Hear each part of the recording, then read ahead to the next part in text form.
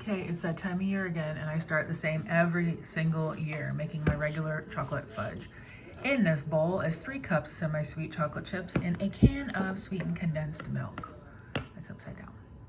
I'm gonna microwave this until it's nice and smooth, and I'm gonna put a dash of vanilla in there, and then put it in a, I sprayed the pan a little bit, and that's it. That's all it is. Very simple.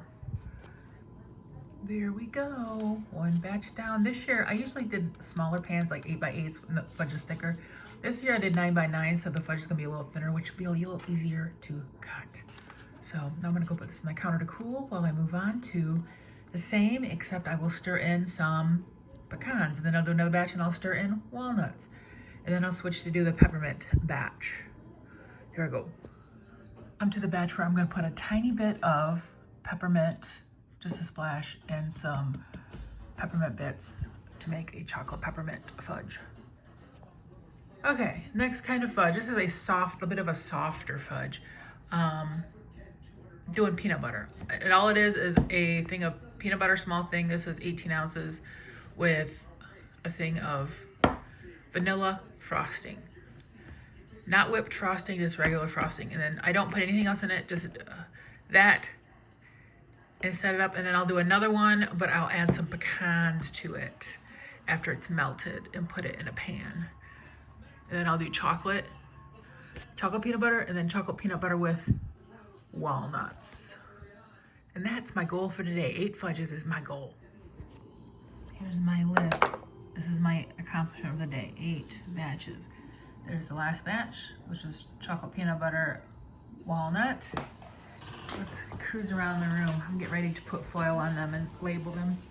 We got peanut butter pecan, chocolate peanut butter. Then over here we have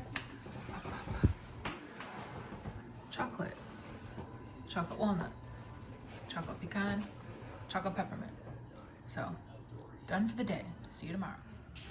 Okay, Saturday. I have made a batch of peanut brittle, but I didn't film that yet. I will want to do another batch. But right now, I'm getting ready to break this up into the little squares into. I just use 1 whole brick. How many ounces is this? It's 1 pound, 8 ounces. So 1.5 pounds. I'll sprinkle in some peppermint, splash in some peppermint extract, and then make some peppermint bark. I'm gonna do a white one and a chocolate one. So that's it. Melt, mix, pour. Once it's all melted and mixed together, I just smear it into a thin layer on a cookie sheet. And I'm gonna put it in the refrigerator to get cold and firm up before I break it apart. Now I gotta do the chocolate one. Okay, we're cold. When it's done, you just bring it out and start snapping it into smaller pieces. I'm gonna put it in a container and store it in the garage. Now that peppermint bark is done, I always do a double batch of Oreo bark, which is a pack of the white bark, chocolate, that stuff. And then I got a pack of, these aren't Oreos, these are the Aldi brand, but Oreo adjacent chocolate sandwich cookie, and I'll break these into quarters while this is melting. And then when it comes out and it's all melted and smooth, I'll dump in all the pieces of cookie, mix, pour, and I'll do that twice. It's many hours later. This is really cold, just took out of the fridge, and I'm gonna break it up into chunks. I got 2 trays of this I gotta break up for my Oreo bark. The last bark of the evening is the chocolate. I'm melting it right now, and I always put in, it's like the sweet and salty thing, pretzels that I've just crunched up, and some M&Ms, and this should be my last batch of bark. I gotta look at my list to make sure. Oop, I think it's done. The last thing I'm making on night 2 is nougat. This has got 2 10-ounce bags of mini marshmallows, 16 ounces of white chocolate chips, 2 tablespoons of, let me look at my, butter. I'm gonna put this in the microwave and start melting it and stir and melt and stir it. It will be a sticky mess, just so you know. And then once it's smooth, I will put in my peppermint and cinnamon gumdrops, stir it up, throw it in a pan. This one's always the one I'm like, oh, please do right. I used to always try to make it on the stovetop, and I failed every time, so I have gone to the microwave on this one. Okay, here's what this looks like when it gets all melted. Now I'm gonna toss my gumdrops in, stir it up real quick, and throw it in the pan. It's sticky. It is very sticky. There it is, all dumped in the pan, ready to go out into the cold. Morning of day 3. I'm getting ready to break up this M&M pretzel bark. And then I think today's first thing is gonna be Avalanche cookies. So that'll be next. Avalanche cookies are next. These are always a favorite. They're just a drop cookie, a no bake. And here I have 16 ounces of white chocolate chips and a half a cup of peanut butter, which I'm gonna put in the microwave and melt together. And then once it comes out, you toss in Rice Krispies and marshmallows. This is 2 cups of Rice Krispies, 1 cup of marshmallows. Stir, stir quick, put them down as drop cookies. So that's what we're gonna do. That's an Avalanche cookie. That's the first tray. The marshmallows are half, by the time you get to the end, the marshmallows are almost melted, but I'm gonna put these in the fridge to get cold, and I gotta go do some work, and then I'll be back.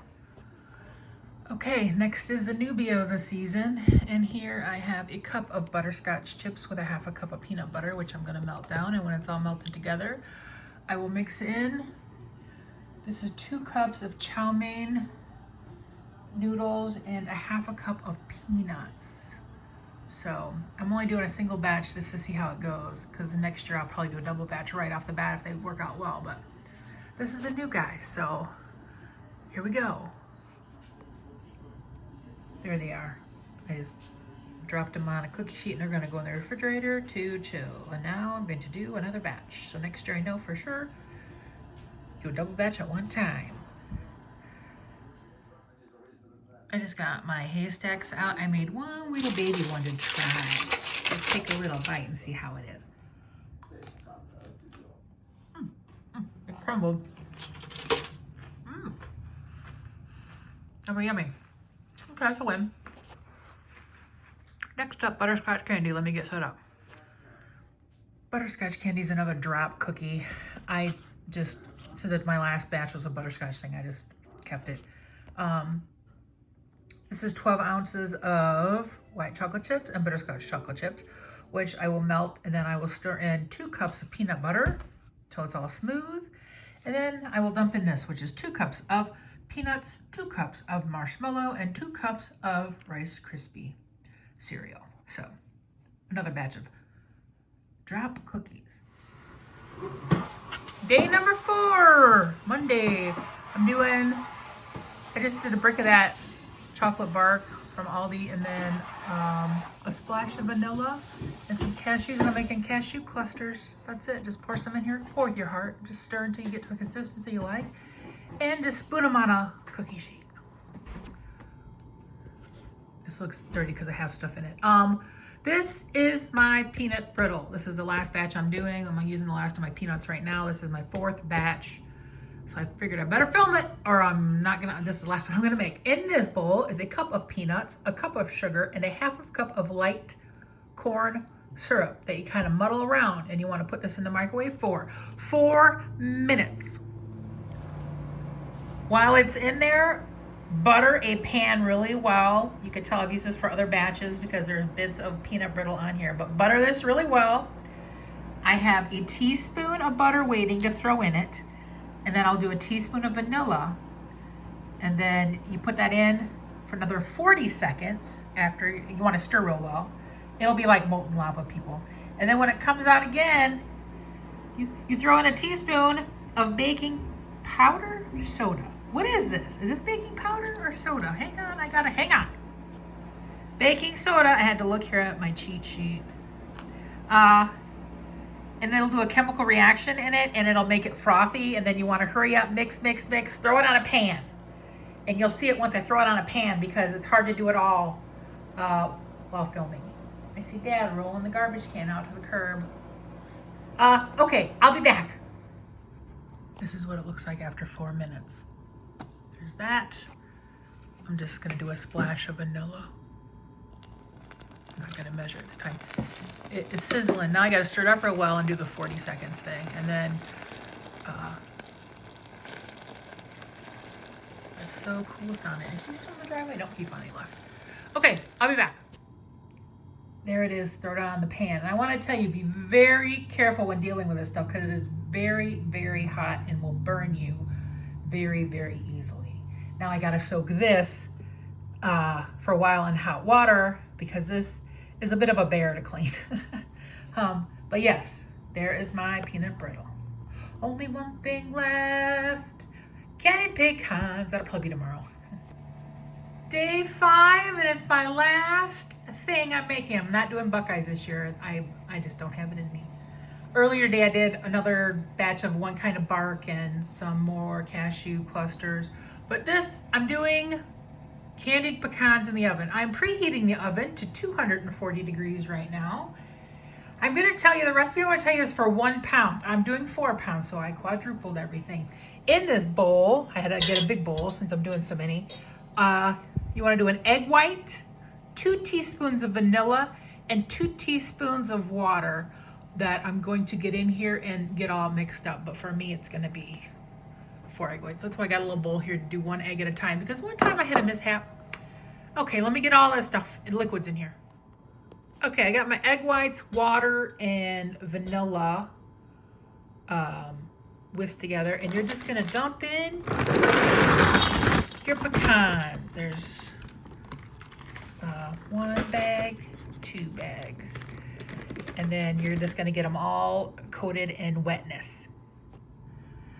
You stir your pecans up until they look all kind of slimy, and then in a Ziploc bag, put in a cup of sugar, teaspoon of cinnamon, a teaspoon of salt. But like I said, mine's a huge batch, so mine's a big giant bag.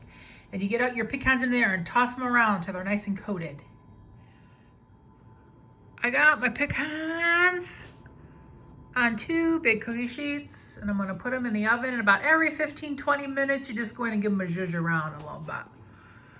They'll cook for about an hour or so. So in the oven they go. I just took my first pan out of the oven. You guys want to let them dry off a little bit. But the best is when they come fresh out of the oven, you grab one, put it in your mouth. So good. I gotta let them be here and dry off, and then I'll put them in a container a little bit. So good. I cooked them about an hour and 20 minutes. Okay, they're all done. They dry up and they get nice and crunchy with the coating on them. And now my treat making is over. Hallelujah. Now I got to get these put in containers. I think just about every container we have that's this size or bigger is in the garage filled with candy.